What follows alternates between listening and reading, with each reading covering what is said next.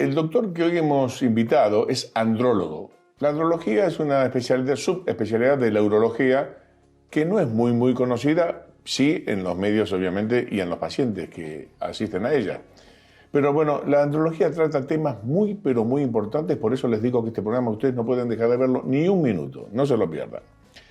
Este hombre que ha nacido en Bilbao, vasco, por cierto, es licenciado en Medicina por la Universidad del País Vasco, máster en Estudios Avanzados por la Universidad Complutense de Madrid, especialista en urología, miembro de la Unidad de Andrología del Hospital Universitario 12 de Octubre, responsable de la Unidad de Andrología y Cirugía Reconstructiva del Departamento de Urología de HM Hospitales y Rock Clinic, autor principal de 7 publicaciones, más de 50 comunicaciones en congresos de ámbito nacional e internacional, coinvestigador de varios estudios sobre andrología, bueno, profesor en muchos lugares, profesor asociado en urología de la Universidad Complutense de Madrid, profesor en el Máster de Reproducción Humana de la Universidad Complutense de Madrid, profesor asociado y sería interminable, miembro, bueno, asociado del grupo de cirugía reconstructiva génito-urinario de la European Urologic Association y muchas más. Sería interminable.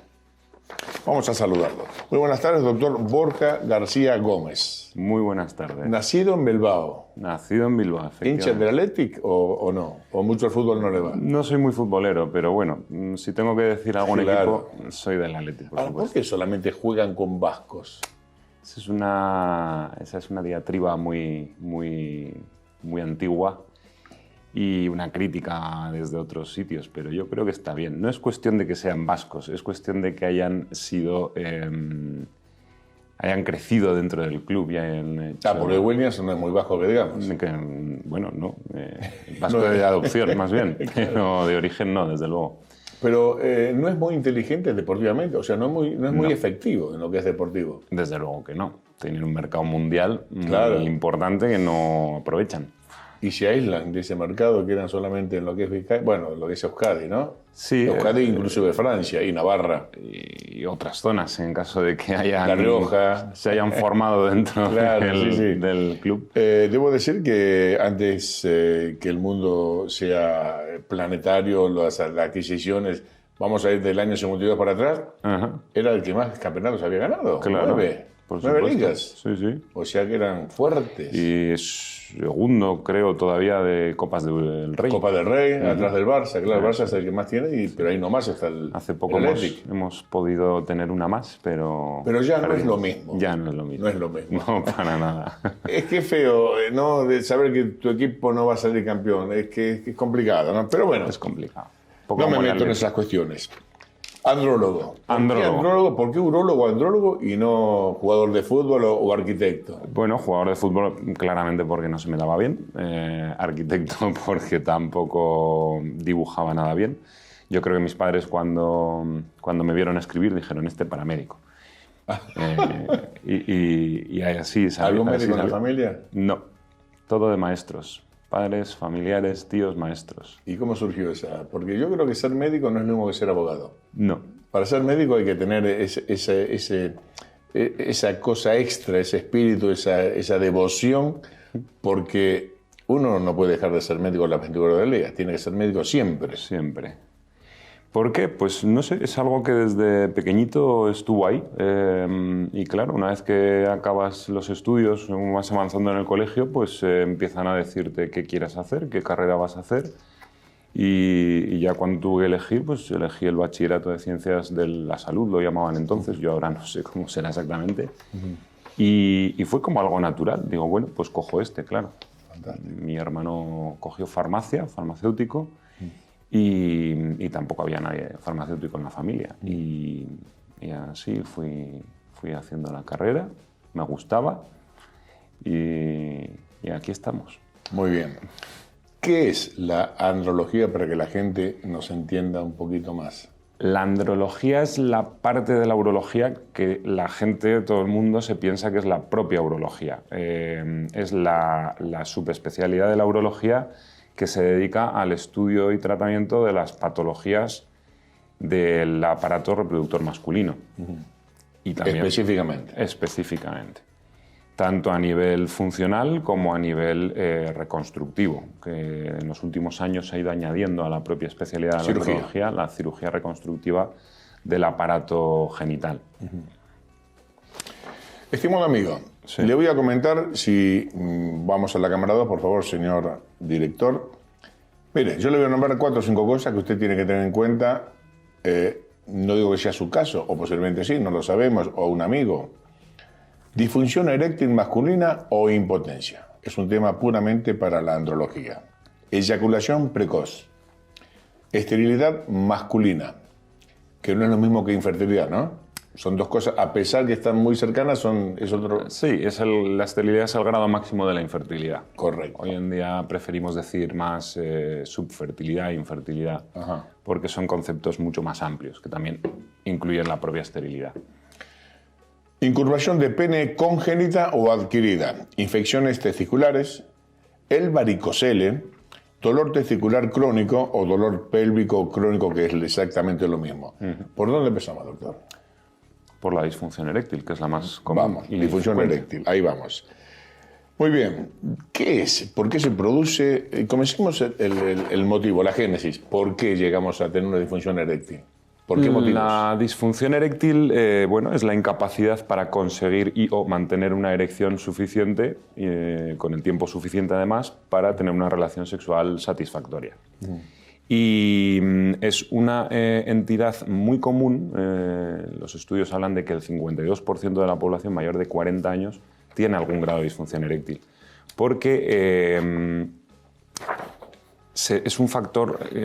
La mayor parte de las disfunciones eréctiles son de origen vascular y vivimos en una época, una temporada en la que los problemas cardiovasculares, la salud cardiovascular, son muy frecuentes. La mala calidad, los malos hábitos de vida, como el tabaquismo, la vida sedentaria, el escaso deporte, la hipertensión, la diabetes, todos son patologías que afectan a los vasos, y como afectan a los vasos, precisamente los primeros vasos en verse afectados son los cavernosos, las arterias cavernosas. ¿La médula espinal tiene algo que ver en algún tema? Sí, en algunos casos de disfunción eréctil sí. Son los neurológicos. Lo que pasa es que a nivel poblacional los casos de disfunción eréctil secundarios a lesiones medulares o a entidades neurológicas menos comunes, pues evidentemente son mucho menos frecuentes. El principal problema, yo se lo remarco mucho a los estudiantes, ¿no? Cuando les estoy dando la clase, les digo que no pueden ser médicos, cuando acaben siendo médicos de familia o médicos generales, no pueden ser médicos que vean la disfunción eréctil como un problema puramente urológico, que tienen que ir más allá y ver la disfunción eréctil como una oportunidad para estudiar la salud general del varón. A lo mejor tiene una hipertensión que no está siendo diagnosticada, a lo mejor no se ha hecho nunca un colesterol, tiene malos hábitos de vida, está obeso y tiene la oportunidad de reducir de peso, fuma y es un momento idóneo para asustarle en el buen sentido. Ayudarle más que asustarle, salvar la vida. Asustarle en ese momento, pero luego a largo plazo siempre te lo agradecen, porque dices, esto es un problema que tiene que ver con el tabaquismo y en este momento es el momento de dejar de fumar para que esto no vaya más, para que luego ese árbol vascular no dé otros sustos a nivel cardíaco, a nivel cerebral, con ictus cerebrales, etc. Perdón, usted me dice que el urólogo, cuando tiene un caso de disfunción eréctil, directamente se lo deriva al andrólogo. ¿Y el ¿Normalmente es así? Sí. En principio, si es el urólogo, bien, porque lo suele derivar con bueno, pues, ciertas...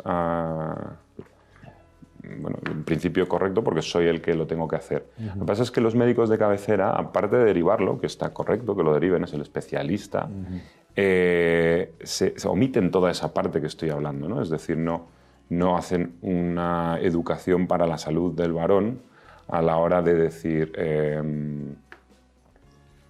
hay un tabaquismo, tengo que ayudar a dejar de fumar, hay que hacer hábitos de vida saludables, vida menos sedentaria, o estudiar esos factores de riesgo cardiovascular que pueden estar ahí no bien diagnosticados. ¿Cómo se resuelve? ¿Tratamiento o cirugía o tratamiento solamente? Bueno, hay muchos escalones y muchas fases. Lo primero siempre, siguiendo el hilo, es o controlar o eliminar esos factores de riesgo. No podemos empezar a tratar la disfunción eréctil cuando no hemos ayudado al paciente a dejar de fumar, por ejemplo, o cuando tiene Pero una el cigarrillo diabetes. solo puede producir una impotencia o disfunción eréctil. El tabaquismo, Sí. sin duda, claro. Jolín. Y muy grave. Y es un signo precoz para decir, ojo, que aquí está pasando algo. Como usted bien dijo, la OMS da una tentativa del 52% de disfunción eréctil. Por Dios, es que es muchísimo. De algún grado de disfunción eréctil, sí. El 52% de la población en los estudios clásicos. Entonces, ¿la prevención cuál sería? Mantener un peso agradable, no fumar, beber alcohol mínimamente, para todos. Vida sana y equilibrada. Como yo siempre digo, la dieta de Arguiñano. Yo que Sí. soy vasco, ¿no? Pues la dieta, comer de todo en su justa medida y de temporada, ¿no? Pero por Dios, qué bien se come en Bilbao, madre mía de mi vida. He vivido 3 años en Bilbao, en Vizcaya, en Laucares, y le garantizo que me la pasaba comiendo pinchos, pero una barbaridad. Sí, se echa de menos un Yo poco. creo que, en todo el País Vasco se come, que es una maravilla. Usted sabe que hay un turismo internacional en Guipúzcoa, Claro. con el tema gastronómico, todo el año. Claro. Todo el año. Sí, sí, sí. The Culinary Nation, que llaman ahora, ¿no? Exactamente, Cuando vas sí, en señor, el sí, señor. aeropuerto, hay un Sí, cartel sí, de sí. la nación culinaria. Una maravilla. De hecho, comisionero nos gusta mucho, bueno, visitar algunos lugares específicos y hemos ido a comer. Ya vivíamos en Madrid, ¿eh? Y volvimos y fuimos a comer a lo de Arguiñano ahí en Zarauz. Sí, sí, muy buen sitio. No lo conozco. Tiene un lindo hotel. Arriba tiene habitaciones para pasar un fin de semana espectacular, ¿eh? Usted tiene un paquete para que puede almorzar y cenar, Ajá. o almorzar o cenar lo que usted prefiera. Hay paseos, un fin de semana realmente agradable, muy, muy bonito. Aparte, Zarauz es hermoso, y Sí, más en primavera. sí, en verano se puede aprovechar la playa, hacer un poco de surf. Exactamente. Bueno, entonces, contestado, nos queda algún término para aportar en el tema con la disfunción eréctil masculina o impotencia. ¿Cómo? ¿Se puede agregar algo más o ya está todo Sí, dicho? sí. Luego, evidentemente, cuando ya hemos controlado esos factores de riesgo, pues ya iríamos escalonando el tratamiento con pastillas, las pastillas tipo Viagra, que llamo yo, las que conoce todo el mundo, los inhibidores. La pastilla tipo Viagra, dijo. Sí, ¿Y el Viagra sirve para esto? claro, el Viagra es la inicial, la que empezó, pero luego hay otros, ¿no? Los inhibidores de la fosfodiesterasa 5, Ajá. que es el grupo en sí. Y bueno, en España hay autorizados 4, que bueno, cambian un poco en cuanto al tiempo que dura, el efecto, y hay que... Ahora, el Viagra no lo puede tomar cualquiera, ¿no? No debería, siempre es con prescripción médica. No, pero me refiero que tiene que estar bien de corazón y todo el tema, ¿no? Sí, en realidad O no es necesario. las contraindicaciones oficiales como tal son pocas, pero evidentemente siempre tiene que estar controlado porque bueno, baja la tensión y la propia actividad física puede ser un problema a la hora de que tengamos una angina de pecho. O sea que si es cosas de- hipotenso no puede tomarlos. Si es muy hipotenso y no está bien controlado, no. Hipertenso le viene bien.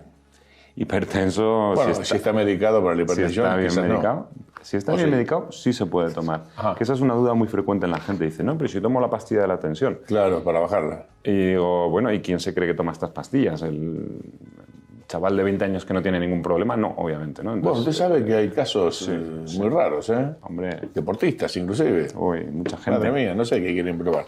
Bueno, el tema. Entonces, para comentarle a la gente que su cámara, la cámara 4, ¿cómo se puede prevenir? Y si una vez que se padece, ¿qué es lo que hay que hacer? La visita al urólogo, ¿en qué momento? ¿En qué síntoma? La disfunción eréctil se puede prevenir llevando una vida sana, equilibrada y haciendo ejercicio físico de forma habitual, moderado, tampoco muy intenso, porque el ejercicio físico intenso tampoco es bueno para esta patología. Hablo de muy intenso a nivel profesional. No fumar, por supuesto, beber alcohol de forma moderada y en general pues, no tener sobrepeso, llevar una vida sana y equilibrada. En cuanto aparecen problemas, siempre hay que acudir al especialista porque bueno, hay que descartar ciertas patologías y además siempre en esta enfermedad tenemos un problema, ¿no? Y es que hay una afectación psicógena que acompaña a la afectación orgánica. Es decir, cuando uno ya no rinde igual que antes, siempre se viene un poco abajo, siempre pierde confianza Y eso son cuestiones que también podemos nosotros derivar a un sexólogo en caso de que sean muy, muy importantes. Y luego, a la hora de proponer un tratamiento siempre controlado, nosotros tenemos un amplio, aparte de las pastillas, un amplio grupo de tratamientos que podemos dar. Ahora, por ejemplo, estamos mucho con las ondas de choque, que es un tratamiento rehabilitador del pene. Existen inyecciones, existen tratamientos tópicos y luego, por supuesto, la cirugía con las prótesis de pene en los casos más importantes, los que no responden a nada de lo previo. ¿Ustedes se dedican a la elongación de pene? Pues hacemos algunos casos de elongación de pene, sí. Pero la elongación de pene como tal no existe. Es decir, O sea, ¿eso puede estar indicada por el médico o lo pide el paciente? ¿Cómo es? Hombre, siempre lo tiene que pedir el paciente. Es una cirugía estética, entre comillas, aunque en algunos casos muy severos no conviene dejarlo porque obviamente van a producir pues afectaciones a nivel psicológico importantes. Entonces, siempre lo tiene que pedir el paciente, no es algo que haya que quitar porque va a correr peligro la vida del enfermo, perdón. Pero en caso de que sea, hay que valorar muy bien el caso porque no existe todavía lo de cortar el pene y añadirle un cacho, ¿vale? Claro. Eso que la gente viene buscando, eso no existe. Eso no existe, hay que poner algo. Hay estrategias para elongarlo, para engrosarlo, que pues muchas veces son estrategias enfocadas a perder peso, a disminuir la grasa que recubre el pene, a inyectar cierto material que pueda engrosar el pene, y así parece más grande, hay más pene fuera de lo que es el cuerpo. Y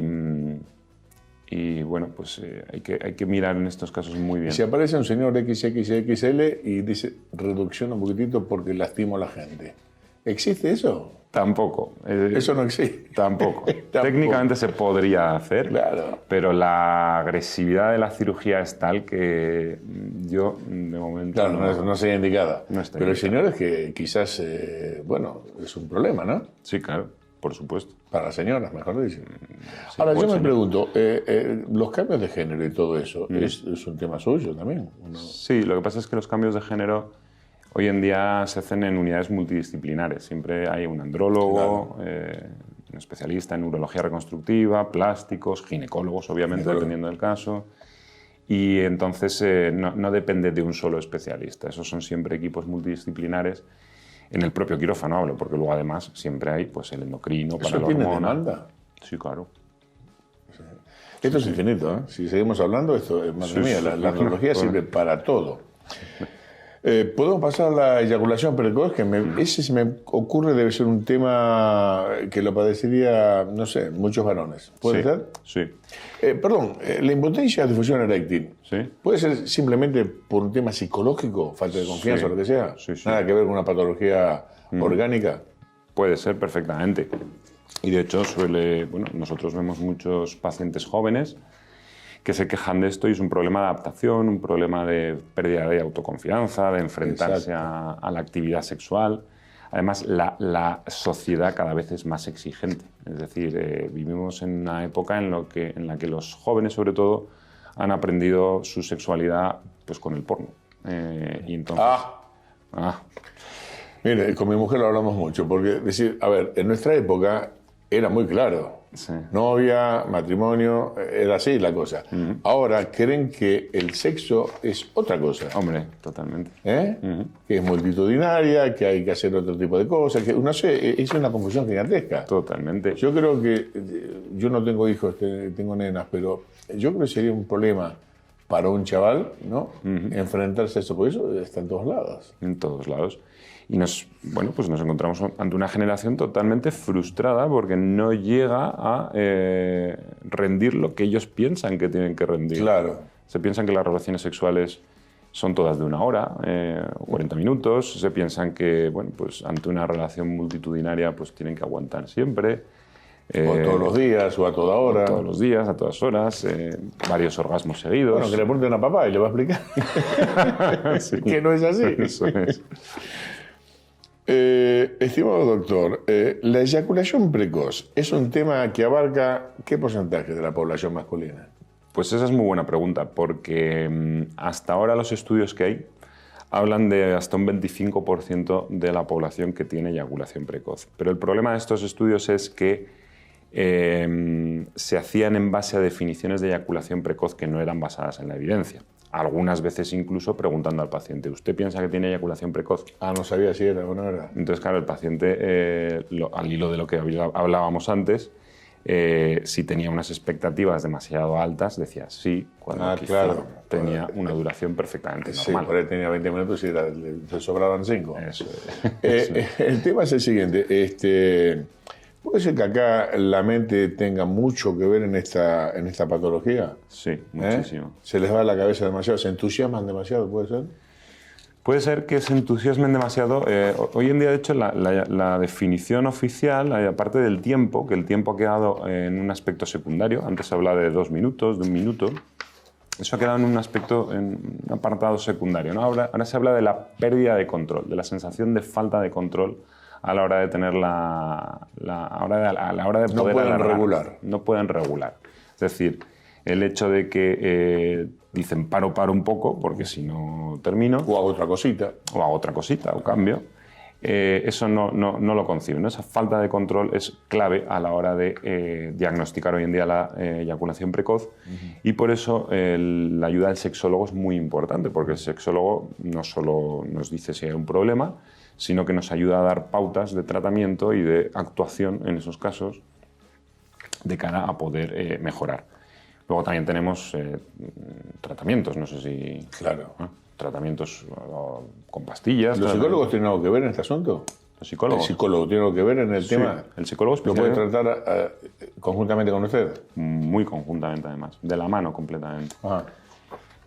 Ahora, de hecho, existen dispositivos que lo que intentan es hacer, entre comillas, la labor del sexólogo de una forma más automatizada. Hoy en día que todos vivimos con el móvil, con las aplicaciones, bueno, pues vaginas motorizadas de estas se pueden utilizar para hacer maniobras de adaptación, maniobras para intentar... Qué tema, ¿eh? Estamos en esa y se me fase. ocurre pensar que quizás como la señora siempre le cuesta un poquito más de tiempo entrar en tema, ¿no? Y el señor que padece eyaculación precoz va más rápido que la luz. Entonces, digo, ya es muy problemático, ¿no? Claro. Que coincidan. De hecho, hay gente con eyaculación precoz que nunca va a tener problemas de eyaculación precoz, nunca va a consultar por ello, porque si hay una concordancia en la pareja, no va a haber un problema. Ajá. Cuando hay la discordancia en la pareja... ¿Y hay terapias de pareja acá en este caso? Por supuesto, claro. Entre los dos.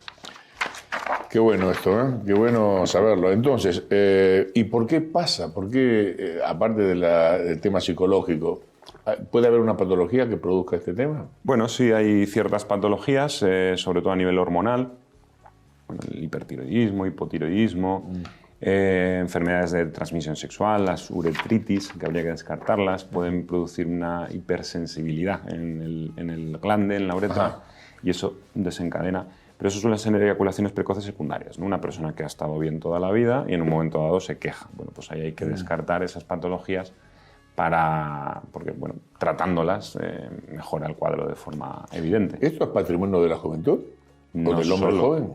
No solo ¿A patrimonio cualquier de la edad? juventud, a cualquier edad. ¿Y se puede manifestar cuando uno fue normal toda la vida? O puede quejarse a un momento dado que antes no se había quejado. Eso es lo que nos encontramos hoy en día, ¿no? La gente cada vez pierde más el miedo a consultar con el andrólogo y decir, oye, tengo un problema, voy a ir a que me lo traten, ¿no? Es increíble, ¿eh? A medida que vamos hablando, esto me parece que puede ayudar a tantos señores y a tantas parejas, ¿no? Muchísimas, claro. Yo creo que la visita al andrólogo es que ahora debe ser muy, muy sencillo llegar a usted para resolver problemas que antes no sabían a quién le iban a decir. Claro, y bueno, aparte de ser sencillo, es que hasta ahora no teníamos bueno, tampoco existe oficialmente la subespecialidad de andrología, perdón. ¿Y cómo existe? A partir de superespecialización nuestra. Hay organizaciones de las que antes ha dicho que formo parte, como la Sociedad Europea de Medicina Sexual, la Sociedad Internacional de Medicina Sexual, la Asociación Española de Andrología, Y consta de subespecializarte, de hacer másteres especializados. Pues uno se pone el título de andrólogo, que no existe oficialmente, no está oficialmente reconocido por el Ministerio de Sanidad, pero bueno, cada vez somos más los que nos dedicamos exclusivamente a esto y sobre todo estamos cada vez más definidos de cara al público. Es decir, yo soy andrólogo, vengo aquí y lo digo tal cual. Perfecto. Y dentro de donde trabajo me defino como andrólogo y me dedico exclusivamente a estas patologías. Entonces la gente ve que existe alguien que directamente se dedica a esto y bueno, mis compañeros urólogos pues se pueden dedicar al cáncer renal, a la cirugía laparoscópica y con todo respeto, obviamente, ¿no? Pero claro, no es lo mismo. No puede ir uno a un urólogo que se dedique al tumor de vejiga cuando existe un andrólogo que se especializa exactamente en esos temas. Vamos a poner, ¿qué diferencias importantes hay entre un urólogo y un andrólogo? Bueno, yo soy urólogo. Y andrólogo. Pero claro, ¿qué diferencias hay cuando un señor tiene que ir a un andrólogo o a un urólogo? ¿Qué los diferencia? En realidad, el andrólogo se va a hacer cargo de eso que la gente se piensa que es el urólogo, que es el aparato reproductor masculino, el aparato sexual. Mientras que el urólogo es una cirugía súper amplia. Tengo compañeros urólogos que solo ven mujeres, con incontinencia femenina, infecciones urodinamia femenina, etc. Entonces, claro... otros están en el tema oncológico. Otros están en el tema oncológico, a la litiasis urinaria. Entonces, claro, la especialidad es tan amplia que no puede uno ir a un urólogo cuando realmente se dedica a otra cosa, ¿no? O sus superespecializaciones de otra cosa. Muy bien.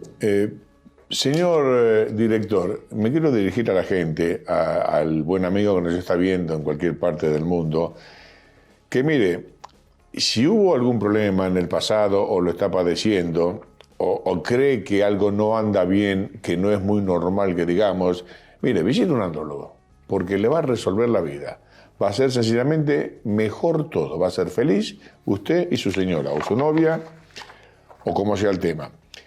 Doctor, pasamos a la esterilidad masculina, ¿qué le parece? De acuerdo. Muy bien. ¿Qué es esterilidad masculina? La subfertilidad, como decía antes, masculina es la incapacidad para concebir pasado un año de intentarlo de forma activa, obviamente, porque ahora, bueno, pues es muy frecuente encontrarse con la pareja en la que ella pues ha estado tomando anticonceptivos durante un tiempo. Y en un momento dado dicen, venga, vamos a empezar.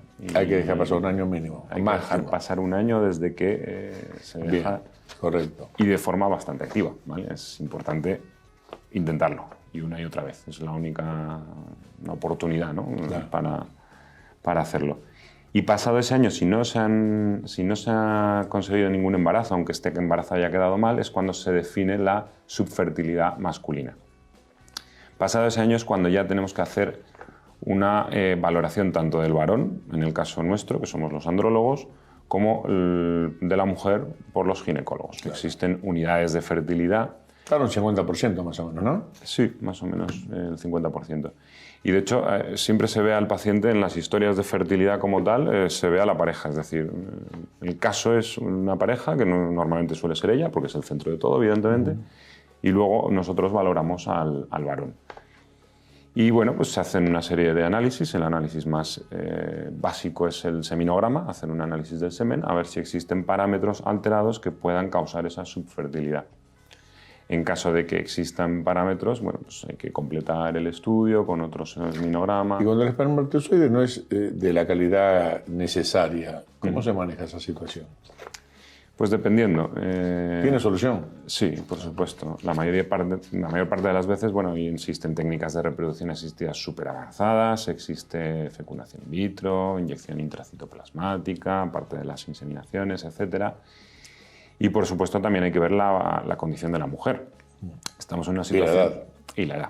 Estamos en una situación en la que nos planteamos tener hijos a partir de los 35. Claro. Cuando a partir de los 35... Es que ¿sabe qué pasa? La juventud se ha extendido. Ahora, claro, antes nosotros a los 23, 24 estábamos casados, a los 27 teníamos hijos. Claro. Y ahora se ha pasado todo más tarde, es que se vive más años. Total. Y con mejor calidad de vida. Mi madre a los 60 y pico jugaba al tenis todavía. Así que mire usted.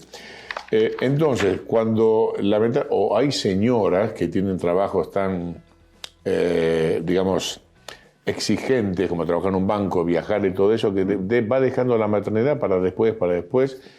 Y ahí es donde vienen los problemas. Claro. Ahí vienen los problemas. Nos encontramos con mujeres de 35 años o 40 años. A los 40 años prácticamente tienen un muy pequeño porcentaje de la reserva ovárica que tenían a los 20, 25. De tal forma que empezar a los 40 pues, es un problema a la hora de concebir. Y los varones, que siempre, bueno, se ha dicho que somos una fábrica, sí, somos una fábrica, pero una fábrica antigua no produce productos de la misma calidad. Exacto. Una fábrica mayor, una fábrica vieja ya. De tal forma que encontramos en estas parejas muchas alteraciones del semen y bueno, pues técnicas por supuesto existen. Luego también hay un problema y es que desde hace ya más de 20 años se ve claramente en la población cómo baja la calidad del semen. Es una constante. ¿Por qué es eso? No se sabe. Alimentación, Puede ser. se duerme mal. Puede ser contaminación ambiental. Existen Exacto. 1000 teorías, pero no se sabe exactamente cuál es el problema. Pero la OMS, que es la que se dedica a hacer los parámetros de un semen normal, lleva 2 revisiones, ahora estamos en la segunda revisión, si mal no recuerdo, y lleva bajando esos parámetros, ¿vale? O sea, la normalidad de hoy es mucho peor que la normalidad de hace 20 años. ¿Pero qué baja? ¿La calidad o baja el número de espermatozoides? Todos ambas cosas. Se miden la calidad en 3 factores fundamentalmente, luego hay otras cosas, que es el número, la movilidad y la morfología de los espermatozoides, y baja todo. Lo que más afecta es el número. Pero eso es muy serio, Sí. porque estamos hablando que la raza humana corre peligro. Bueno, si sigue la tendencia, sí. Y bueno, a eso vamos, ¿no? Sí, sí, sí. Algo a analizar. Nosotros tuvimos una publicación hace años en Madrid, en el sur donde trabajamos, en el área del 12 de octubre. Ahí se ve claramente cómo ha bajado la calidad del semen. Y digamos, cuando nace una criatura con ese tipo de calidad de espermatozoide, ¿no? ¿Hay una diferencia con el que nace con el...? Eso es otra cosa que está por estudiar. Tampoco Ahora se mismo no. Eso dicen mucho los ginecólogos, están muy atentos a eso, ¿no? Porque claro, estamos utilizando semen muchas veces, o espermatozoides, en los que a veces encontramos uno. Cuando estamos hablando de decenas, centenas de millones, muchas veces, que luchan, ¿no? con uno. Y eso se puede meter en el óvulo y eso pues a veces va bien, a veces se forma un embrión, pero ese niño futuro tiene más problemas de enfermedades que otro niño no nacido por... No se sabe. No se sabe. Todavía falta mucho tiempo para que ese niño tenga 40, 50 años. Claro. A la hora de... porque esto es nuevo. Bueno, nuevo, no es nuevo, pero Una década. 2 décadas desde las últimas mejoras. Incurvación peniana congénita o adquirida. Son 2 cosas diferentes, pero el efecto es el mismo, ¿no? Un poquito doblado o muy. Bueno, la congénita es la que se nace con ella y es un problema de que el pene no se ha desarrollado correctamente. Hay una discrepancia en el desarrollo entre ambos cavernosos, o entre la uretra y los cavernosos. Los cuerpos cavernosos, que son los que se rellenan de sangre, que son los que dan esa forma al pene. O la adquirida, que es la que ha tenido un pene normal y aparece... ¿Qué, por un trauma? Bueno, no está bien definido. Tampoco se sabe. La teoría más aceptada es que hay un traumatismo. Es claro que si ha habido una fractura de pene, un trauma intenso en el pene, las probabilidades de desarrollar una curvatura, una enfermedad de Peyronie, que es el nombre que se le ha dado, son muy altas. Pero en casos en los que no se define ese traumatismo importante, se habla de... Tenemos una, ahí está, sería... Bueno, muy pronunciada, ¿eh? ¿O ¿existe algo así? Muchas veces, sí. Hace poco operamos uno de 120 grados. Eso es que Por Dios. se le daba la vuelta completamente el pene. Por Dios. O sea, no podía tener... Imposible, claro. Una razón. Sí, Increíble, ¿eh? ¿La puede poner otra vez, señor director, si es tan amable? Angelita es la que maneja eso, ¿no? Déjelo, sí. Angelita, si es tan amable. Ahí lo tenemos. Ahí lo que tenemos es una zona de fibrosis, esta sería la adquirida. Esa zona de fibrosis que está en la túnica albuginea del pene, dependiendo de en dónde se desarrolle, pues provoca una curvatura, una malformación. No solo curvatura, que a veces la gente está muy preocupada con la curvatura y a veces el principal problema es que estrecha muchísimo el pene, acorta el pene por la retracción que se produce y entonces se pierde mucha longitud. En gente que no tuviera una longitud sobrada previamente, pues a veces puede ser un problema de pene corto, aunque no tenga una curvatura. ¿Y cómo se arregla esto? ¿Con cirugía? Existen dos fases de la enfermedad. La fase aguda en la que se desarrolla todo el problema y luego en la fase crónica en la que se estabiliza y ya se puede operar o se puede intervenir sobre ¿Y eso ello. de qué tiempo estamos hablando? Normalmente son 12-18 meses, se dicen los libros, aunque bueno, yo he visto de todo. Hay desde casos muy cortos. O sea, crónica son 12 a 18 meses y ya se produce, ya es crónico. Se estabiliza, o sí, crónico estable, se estabiliza y ahí ya se puede plantear corregir esa incurvación. Tratamientos hay muchos. Teníamos los extensores de pene, que son los aparatos estos que se ponen y tiran del pene. El Yes Extender fue el primero que llegó en España. ¿Duele? Digo. Sí, puede doler un poco, pero bueno, es cuestión de saber cómo ponérselo. ¿No? Sí, doler un poco, pero tener algo Eso es. con que defenderse en la vida. Eso es. Muy bien, entonces, ¿la peñana congénita y la adquirida es por trauma o qué otra cosita puede ser? La congénita es... No, la adquirida. La adquirida. ¿Es por trauma o...? No se conoce muy bien. No se sabe. O sea, parece una inflamación, una inflamación crónica ahí, de características no bien conocidas, y se produce pues esa zona fibrosa que es lo que acorta, curva o estrecha el pene. Usted, vamos un poquitito a la parte personal, porque también nos interesa mucho que la gente no conozca solamente al gran médico en forma masiva, sino que también conozca a la persona. Es una persona joven. ¿Y cómo fue que decide venir de su hermoso Bilbao a Madrid? ¿O antes fue a otro lado? Yo empecé la carrera en Pamplona, en la Universidad de Navarra. Espectacular. Sí, uno de los grandes lugares. Me dieron mis padres esa oportunidad y la aproveché y digo, me voy a Navarra. Está en Pío XII, ¿no? Está en la avenida Pío XII, ¿no? Si no me equivoco. Bueno, sí, la de medicina en teoría sí, pero luego la facultad es mucho más amplia. El rey Juan Carlos iba y se atendía ahí. Sí, claro. Bueno, mucha gente. Sí. Muchísima iba ahí. Y bueno, la universidad es maravillosa, es espectacular. Sí, la conozco. Es espectacular. Sí. De lo mejor, ¿eh? Sí.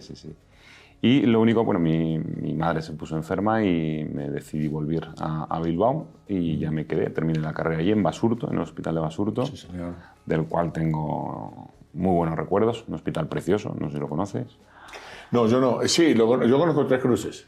Cruces, claro, que es el grande. Sí. Este es el de Bilbao, es un hospital antiguo, muy bonito, lo ves desde arriba y son tejados con cruces, es muy bonito. Y además es muy bueno para el paciente, al estar disperso, al poder salir a la calle. No es un hospital de estos grandes, altos, que se generalizaron ahí en la época de los 50. Es más personal, ¿no? Mucho más personal. Se sabe el nombre de todo el mundo. Claro. Como antes. Como antes.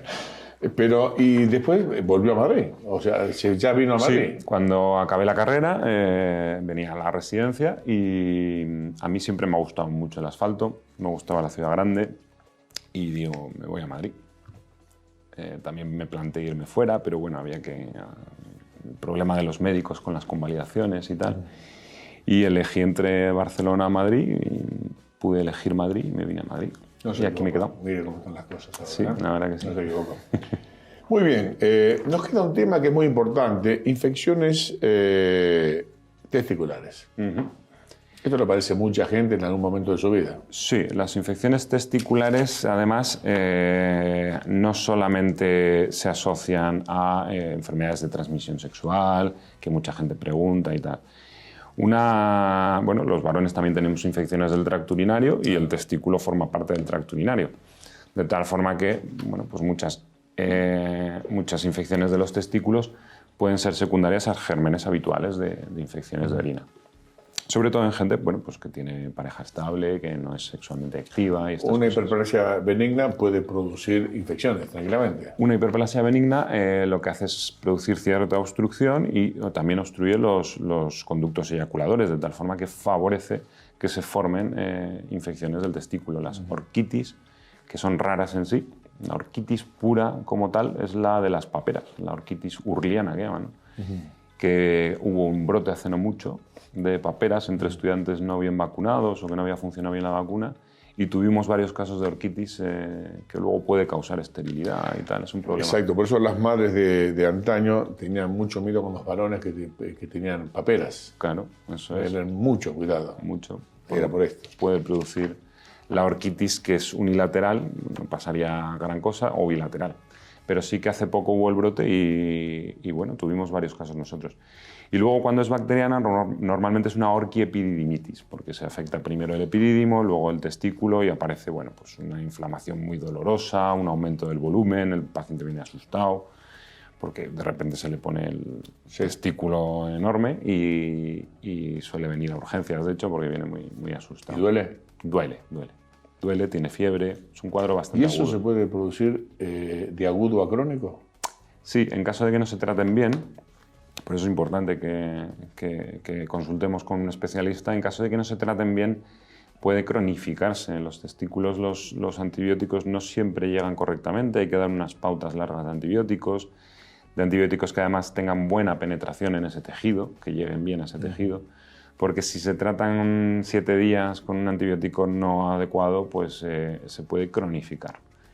Y entonces ya, bueno, aparte de aparecer abscesos o cuadros más floridos, podemos tener cuadros de dolor crónico, de urquialgias, que son muy incapacitantes y muy problemáticas. ¿Se manifiestan más en mayores de 35, menores? ¿Cómo viene esto? Clásicamente se ha dicho que en menores de 35 se relaciona más con enfermedades de transmisión sexual y mayores de 35 con gérmenes habituales de infección de orina. Y de hecho las pautas del tratamiento cambian dependiendo de uno u otro, ¿no? Eso es una generalización muy amplia y hay que realmente ver si el paciente ha tenido pues, relaciones sin protección, porque bueno, puede ser que una persona de 45 tenga una orquitis por una ETS, obviamente, y con el antibiótico para la infección urinaria no lo estamos tratando. ¿Puede ser virósica también? ¿Puede ser? Virósica, virus. La única descrita en teoría es la urliana, que le decía antes. ¿Es brava esa? Es brava, es brava. Otras como tal no están claramente definidas. ¿Cómo termina esa? La urliana, Sí. Normalmente con cierta atrofia o hipotrofia del testículo, y en caso de que sea bilateral, el riesgo de esterilidad es muy alto. Se afecta a los dos testículos. ¿Y por qué se produce esa? La urliana es la de las paperas. Ah, la que estábamos hablando antes, claro. Sí. Por eso las madres estaban preocupadísimas. Por eso estaban muy preocupadas, claro. Infecciones testiculares. Acá no se puede decir a la gente cómo cuidarse, porque esto es No, bueno, buena de Dios. obviamente si es de transmisión sexual, pues mantener protecciones adecuadas. Y por lo demás, ¿no? Porque son infecciones de orina que, bueno, en caso de que tenga una hiperplasia de próstata, pues tratarse con el urólogo la hiperplasia para evitar esa obstrucción y evitar exponerse en riesgo. Y dígame, cuando el varón es recién, bueno, está amaneciendo la vida, adolescente y todo eso, papá y mamá tienen que tener una cierta ojos para ver cómo va la cosa. Hombre, pues ¿O no hace falta? Eso es muy dependiente de la familia, pero yo opino Bueno, que los sí. padres normalmente en una época decían cómo era la cosa, ¿no? Hombre, claro. Esto es así, Sí. la higiene y todo eso. Por supuesto. ¿Se mantiene eso? Yo creo que no tanto. Ya no. Yo creo que no tanto. Eso es más a La nivel vieja sociológico de la vieja escuela, pero yo creo que no tanto. Además es que vivimos en esa época que decíamos antes que los chavales aprenden en otras fuentes, en vez de Exactamente. hablar con la gente. Pero ahora yo creo que, a pesar de que bueno, hay una gran información acá, yo creo que hay cosas que muchos chicos no se animan a hablar ni tienen Claro. lo que había en el instituto de aquella época, el secundario, la universidad, que había más face to face, ¿no? Claro. Ahora es un poco más, y bueno, para eso están ustedes, sí o sí. Es claro, no queda otra. Aparte es más sencillo, se meten en internet y dicen, bueno, tengo este problema y ya aparece andrólogo. Sí, pero Internet tiene un problema, que es como Google es muy poderoso, pero no filtra la información. Claro. Entonces, No todo es verdad. Claro, en Internet cualquiera puede encontrar una respuesta y lo más problemático es que puede encontrar la respuesta que le interese. Entonces, si alguien tiene un problema y cree o alguien le ha llevado a pensar que es por una causa, en Internet puede encontrar que eso es cierto. Pero hay un tema, se lo voy a decir a la gente. Señor, si usted tiene una infección testicular y deja pasar más de 6 semanas, hasta 6 semanas es aguda, ¿correcto? Eso es. Ya puede ser crónica y usted sabe lo que pasa. Un desastre. Así que acá no se puede andar perdiendo tiempo ni yendo a lugares que no correspondan. Para eso están los médicos, urólogo, en este caso andrólogo. Porque el andrólogo se dedica especialmente al tema del hombre, ahí. Todo lo que abarca los problemas del aparato masculino, ahí está usted. Eso es. Muy bien. ¿En esto nos queda algo pendiente para agregar o estamos bien? No, que sí. El varicocele. Es un tema ese, ¿eh? Ajá. El varicocele, muy de moda, además. Muy de moda. ¿Hay modas para esto? Sí, ¿Cómo es? Claro, por supuesto. ¿Y por qué? ¿Cuál es la moda? ¿Por qué provoca la moda del varicocele? Pues hablábamos antes de que vivimos en una sociedad cada vez con más problemas para tener descendencia. Ajá. Nos ponemos a buscar la descendencia muy tarde y el varicocele puede tener cierta afectación o puede afectar a la calidad del semen que decíamos antes. Entonces, está muy de moda en el sentido de que, en teoría, un varicocele, si nosotros nos hacemos una ecografía, prácticamente todo el mundo tiene un varicocele. Lo que pasa es que hay que ver si tiene trascendencia clínica o no. Entonces, nos viene mucha gente a la consulta preocupada por ese varicocele que le han diagnosticado en la ecografía, cuando luego ni está buscando tener descendencia, ni le duele, ni tiene ningún problema, ¿no? ¿Habría que tratar en ese caso? Bueno, pues dependiendo de la edad del varón, dependiendo de otros factores, podríamos plantearnos tratar de forma precoz. Ni nosotros mismos nos ponemos de acuerdo. En los propios congresos, las propias guías, no hay unas pautas claras y estas pautas además pueden cambiar de un año para otro dependiendo de la última evidencia disponible. Pero podríamos decir que el varicocele es como una vena varicosa en la pierna, ¿algo parecido? Sí. ¿Se trata más o menos de eso? Varicocele es una dilatación de las venas que drenan el testículo. Sí. Entonces se ve en el escroto una bolsa, la bolsa de gusanos que se define en los textos clásicos. Se ve una bolsa que, bueno, pues si uno hace fuerza, si hace la maniobra de Valsalva, puede rellenarse de sangre. Ahí tendríamos la imagen. Se ve que en el escroto se palpa perfectamente esa bolsa. Lo que decía, una cosa es palparlo, una cosa es el varicocele que se palpa y otra cosa es que en una ecografía se vea cierto grado de varicocele que es subclínico, que llamamos, que no hay evidencia luego a la hora de palparlo. ¿No hay síntomas tampoco? ¿O sí? Y a veces hay síntomas, a veces no. Entonces nos encontramos con muchas situaciones clínicas distintas que no se pueden, de las que no se puede dar una única guía, una única recomendación sobre lo que hacer. Entonces, el varicocele es uno de las causas frecuentes del problema de la baja calidad del esperma. Una de las causas frecuentes, sí. Nos encontramos con amplia prevalencia en gente que tiene o está buscando descendencia, se hace un seminograma, este seminograma está alterado y a la hora de explorar o a la hora de hacer la ecografía nos encontramos con que existe un varicocele. ¿Y podemos repetir por qué se puso de moda esto? ¿Por qué está de moda? ¿Por qué situaciones? Fundamentalmente por su implicación en la subfertilidad. Como hay un problema cada vez mayor de lo de la subfertilidad, que cada vez tenemos hijos más tarde, Se termina en esto. pues el varicocele cada vez está más a la orden del día. ¿Prevención hay para esto? No. Nada. No. Toca y toca. Toca Por y más toca. que uno se cuide, no tome vino, no fume, corra 10 kilómetros por día. Esto es un problema anatómico, es porque existe una incompetencia de las válvulas que... ¿Puede ser genético esto o no? Ya no. Más que genético, congénito. Claro. Suele afectar a gente... Los de gente joven suele ser de gente joven, alta y delgada, curiosamente. Mire usted. Tampoco se puede dar la recomendación de engordar para evitar el varicocele, pero sí que suele Logramos afectar un problema, pero logramos otros. otros cuantos. Por último, mira, al final llegamos. Yo pensé que no íbamos a llegar. Ajá. Dolor testicular crónico o dolor pélvico crónico. Eso sí que es molesto, ¿eh? Sí, mucho. No hay manera. Incapacitante, además. Sí, señor. Son dos conceptos, el dolor testicular por un lado y luego el dolor pélvico crónico, que suele llamarse también prostatitis aguda. La gente lo busca crónica, perdón, que la gente lo busca como prostatitis crónica.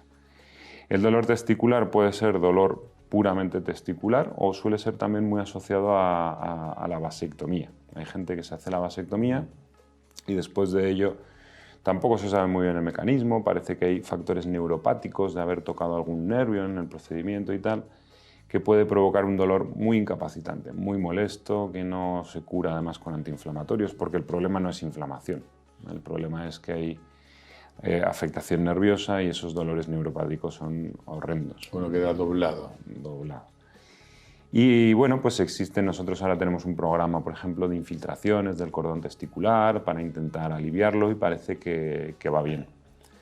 Y luego el síndrome doloroso pélvico crónico o prostatitis crónica, que se refiere a la próstata. La próstata es un órgano que degenera rápido, lo sabemos bien, por la hiperplasia, los compañeros que se dedican a ello lo conocen perfectamente, se agranda.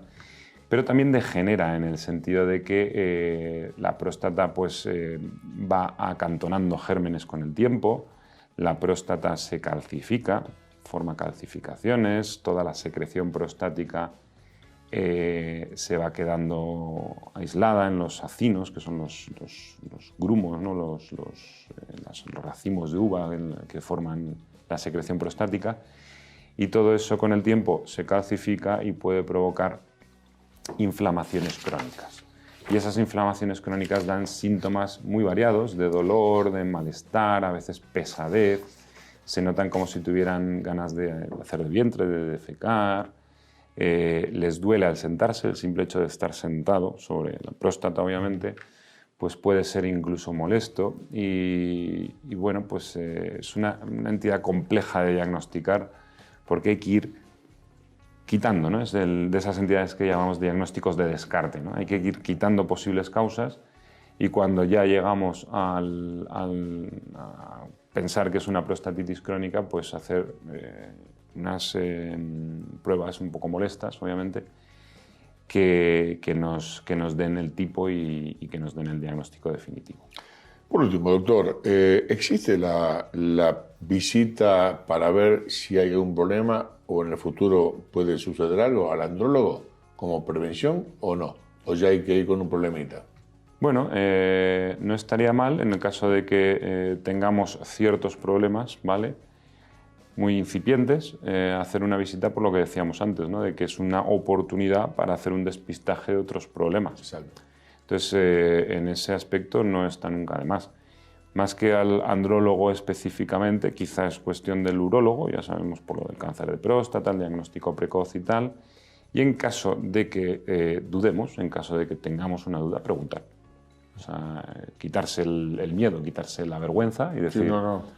Es que acá no se puede permitir a la gente tener vergüenza. No se puede permitir. Porque la rapidez con que se tome el problema lo antes posible es fundamental para cualquier tipo de patología, pero para esto, bueno, ni hablar. Para cualquiera, con la enfermedad de Peyronie, por ejemplo, que hablábamos antes, fundamental, cuanto antes lo cojamos, muchísimo mejor. Entonces, cualquier duda siempre es mejor aclararla con quien sabe del problema. Claro que sí. Y bueno, Google puede ser muy, muy útil, pero no es el camino. No es lo mismo. Doctor, nos queda un minuto, ahí tiene su gente, su público, ¿qué les puede decir al respecto? Lo que hablábamos, que en caso de que tengan alguna duda, que en caso de que presenten problemas a la hora de tener sus relaciones sexuales, en caso de que su vida sexual ya no vea que sea la misma, consulten al especialista que le puede ayudar, además de que es una oportunidad excelente para diagnosticar otras posibles causas, otros posibles problemas relacionados con la medicina sexual. Doctor, muchas gracias por su visita. A usted. Estimados amigos, un programa edificante, informativo para todos los señores y obviamente para la señora también. Doctor Borja García Gómez, gran médico español, con un futuro enorme. Gracias por todo y será hasta mañana.